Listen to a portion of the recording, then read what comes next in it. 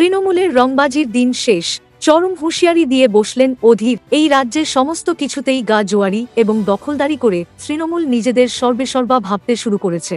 কিন্তু যেখানে বিরোধীরা কিছুটা হলেও শক্তিশালী, সেখানে শুরু হয়েছে পাল্টা জবাব দেওয়ার কৌশল। ইতিমধ্যেই ভাঙড়ে তৃণমূলের পার্টি অফিস ভেঙে আগুন লাগিয়ে দেওয়ার ঘটনায় অভিযোগের আঙুল উঠেছে আইএসএফের বিরুদ্ধে। আর আইএসএফ যেভাবে তৃণমূলের মোকাবিলা করছে, এবার তা নিয়েই বড় মন্তব্য করলেন প্রদেশ কংগ্রেসের প্রাক্তন সভাপতি অধীর রঞ্জন চৌধুরী। প্রসঙ্গত, এদিন ভাঙড়ের ঘটনা নিয়ে অধীরবাবুকে একটি প্রশ্ন করা হয়, আর সেই প্রশ্নের উত্তর দিতে গিয়ে তিনি বলেন, যেখানে তৃণমূলকে মোকাবিলা করার মতো মানসিকতা তৈরি হবে, সেখানেই সংঘর্ষ হবে। আইএসএফ ওখানে তৃণমূলের রংবাজি মানছে না, তাই মোকাবিলা হয়েছে। তৃণমূলের রংবাজির দিন শেষ, চরম হুঁশিয়ারি দিয়ে বসলেন অধীর। এই রাজ্যের সমস্ত কিছুতেই গা জোয়ারি এবং দখলদারি করে তৃণমূল নিজেদের সর্বেসর্বা ভাবতে শুরু করেছে।